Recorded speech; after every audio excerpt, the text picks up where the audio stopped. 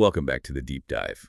Usually we are wading through a sea of PDFs and news articles, tech reviews.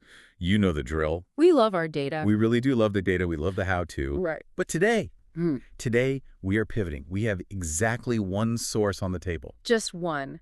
But honestly, it might be heavier than the last 10 stacks of paper we've analyzed combined. It really is. It's a piece of digital art. A single image with an overlay of text signed by a creator named Ivo Shivicki. And I have to say, looking at this, it hits a very specific frequency. Yeah, it captures a feeling that I think everyone listening has felt at 3 a.m. at least once in their life. Definitely. It's the kind of source that doesn't just inform you, it forces you to remember.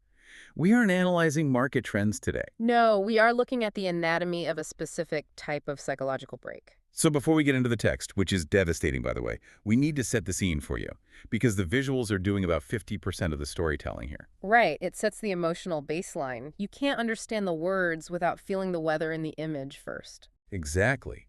So imagine a background that is pure atmosphere. It's dark, it's textured. Almost like a grunge aesthetic. Yeah, or storm clouds gathering right before the sky opens up.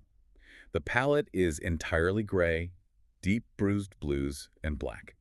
It looks like static on an old TV screen, but darker. It feels cold. Just looking at the pixels, you get a sense of temperature drop. It's oppressive. It is oppressive, and in the bottom right corner, anchoring the whole thing, is a lone figure. They are wearing a hoodie, sitting on a rocky shore, knees up, just looking out at a body of water. And across that water, there is a hazy, distant city skyline. There are birds circling in the gray sky. It's isolation personified. But it's not a peaceful isolation, is it? It's not some monk on a mountaintop finding Zen. It feels like the aftermath. The aftermath, that is the perfect way to frame it. The aftermath of a disaster. And our mission for this deep dive is to understand the progression described in this image. Right, because the text outlines a very specific roadmap, going from vulnerability to betrayal and then to a permanent alteration of the personality. We are going to map how a human being becomes hardened. So let's get right into the text. It starts with a sentence that acts as the inciting incident. The text reads, "I lost all respect for people who saw me breaking and chose to break me even further." Okay, we need to stop immediately. There is so much psychological weight packed into that first sentence alone. It's the saw me breaking part that jumps out at me first. Yeah. It implies so much context. That is the critical variable here. This isn't a story about a random attack. This isn't about someone cutting you off in traffic or being rude to you at the grocery store. Right. The subject explicitly states they were already breaking. So contextually, the armor was already off. Yeah. Maybe they were going through a divorce, a job loss, a health scare. Or just a deep grief cycle. They were already on the ropes. Exactly. In psychology, we talk about vulnerability factors. When you are breaking, your defenses are down. You are signaling distress. Biologically, humans are wired, generally, to respond to distress signals with empathy or assistance. Yeah, if you see someone stumble, your instinct is usually to reach out a hand. But here, the reaction is the opposite. The perpetrator didn't just stumble into them. The text says they saw it. They clock the vulnerability. Awareness. That is the key. The offender recognized the vulnerability. They processed the data. They thought, this person is weak right now. And then we hit the most damning word in the entire source material. Chose. Chose. Chose to break me even further. That word transforms the act from negligence to malice. If you accidentally bump into someone who has a broken leg because you didn't see the cast, that's clumsy. You apologize. Right, it's an accident. But if you see someone with a broken leg, acknowledge the cast, and then decide to kick it, that is predatory. It's kicking someone when they're down. It's the ultimate cheap shot. It's more than a cheap shot. It's a violation of the social contract. And that brings us to the reaction described in the text. It doesn't say I hate them. No? It doesn't say I'm sad. It says I lost all respect. Which feels colder, somehow. Like if I say I hate you, I am still engaging with you emotionally. I'm spending energy on you. Precisely. Hate is hot. Hate implies passion. If I'm angry at you, I still care about your actions. I still want you to understand why you were wrong. But losing respect, that is a dismissal. It's like deleting a file from your hard drive. It is a recategorization of the human being. Respect implies I view you as an equal, as someone with a moral compass, someone worthy of consideration. And when that respect is lost. Especially due to predatory behavior, it's a form of moral injury. The victim realizes you do not operate by the laws of humanity. So you aren't an enemy anymore. You are just unworthy. You are static. You are irrelevant. You've been disqualified from my inner circle and my regard. It's a total devaluation of the person who hurt you. It's the realization that you saw me down and you took advantage. That breaks the bond. You can't glue that back together. No. And that break isn't just about the relationship with that one person. The text suggests it creates a ripple effect. The next sentence says, that type of circumstances changes you forever. Forever. That is a massive claim. We always hear time heals all wounds or you'll get over it.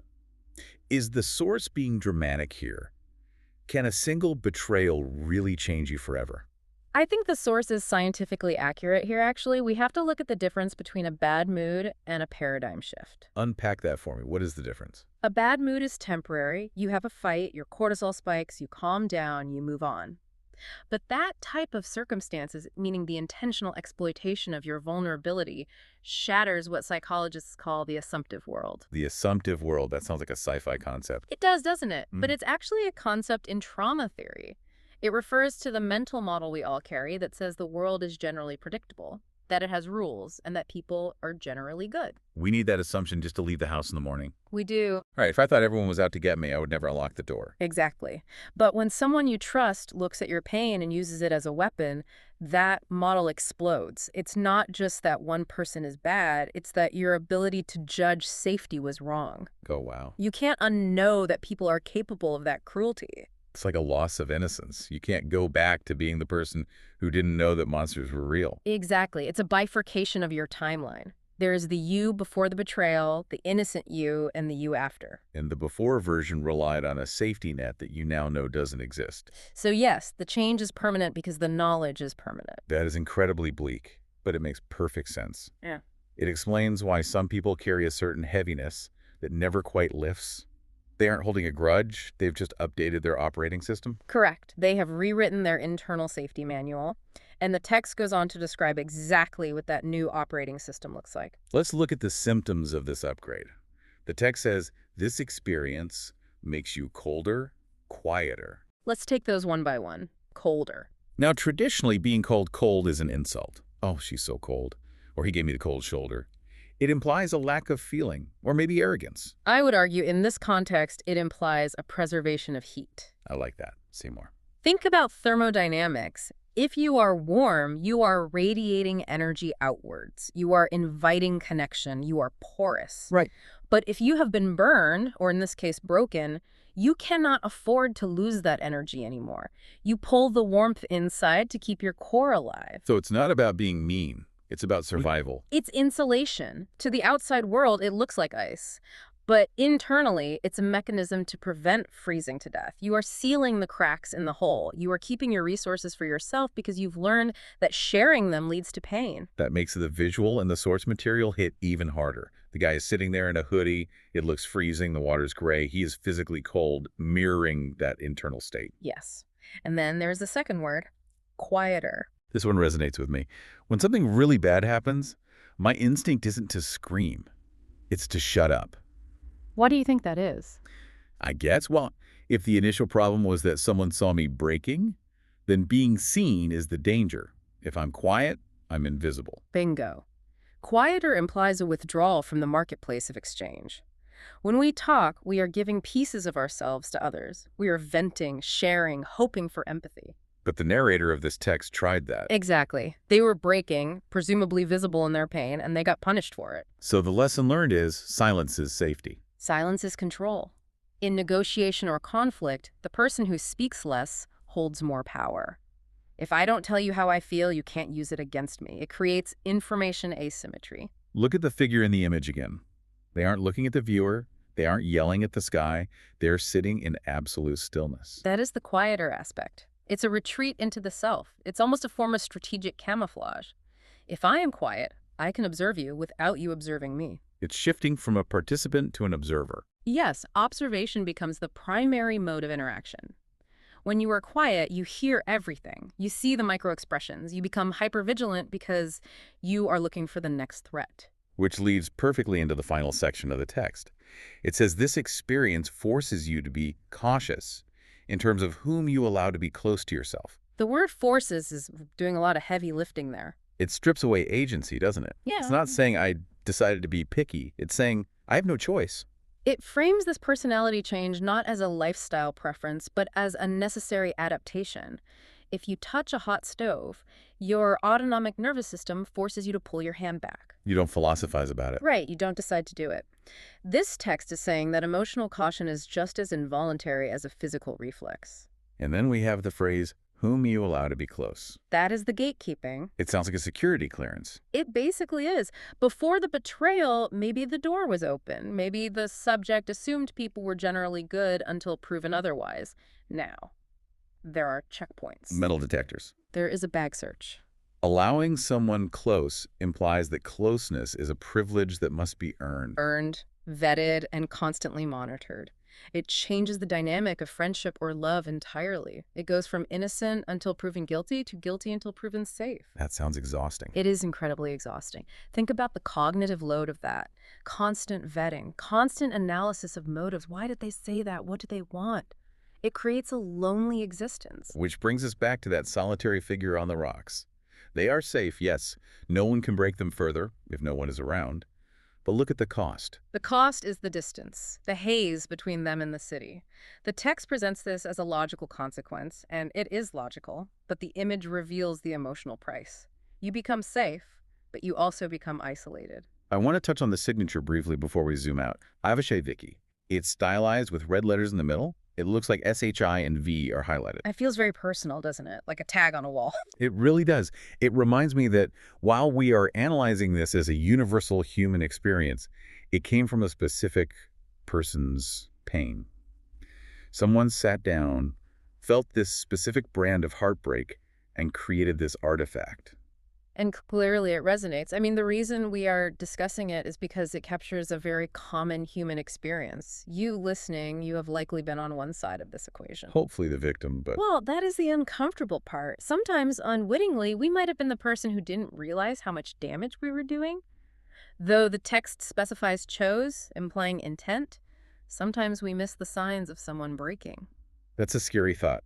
But the text is definitely focused on the survivor's perspective, the person who has to rebuild their worldview. So let's synthesize this. We have a clear narrative arc here. It's a cycle of self-preservation. Okay, let's walk through the steps of this cycle. Step 1, vulnerability. You are breaking. Your shields are down. You are bleeding out emotionally. Step 2, observation. Someone sees it, they have the data, they know exactly where the wound is. Step 3, betrayal.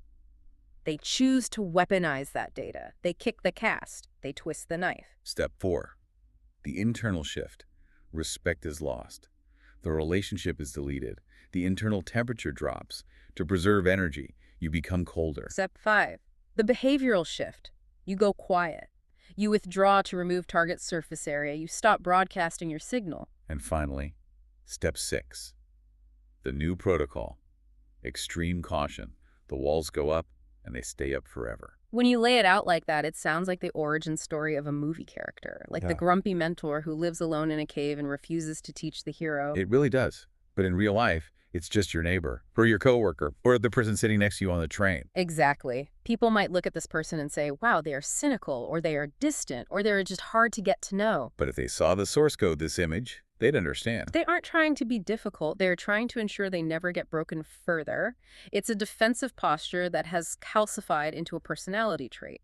It makes you rethink how you interpret cold people. You know, you meet someone at a party or a meeting who just gives you nothing. No warmth, very short answers.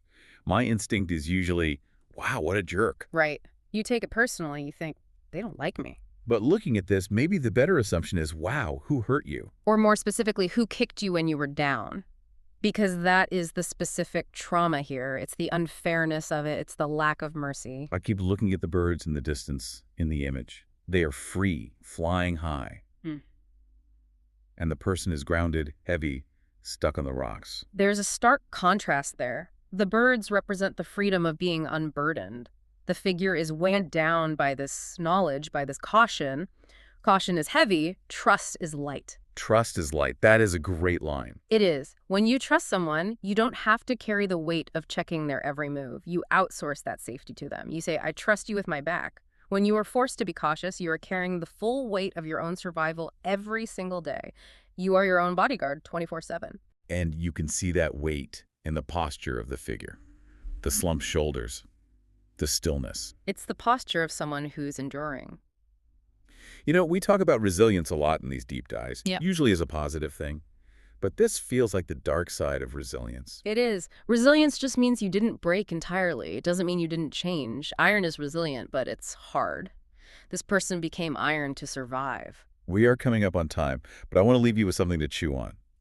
We've accepted the text's premise that this change is forever. The source is adamant about that. Changes you forever. But here is my question for you, for everyone listening.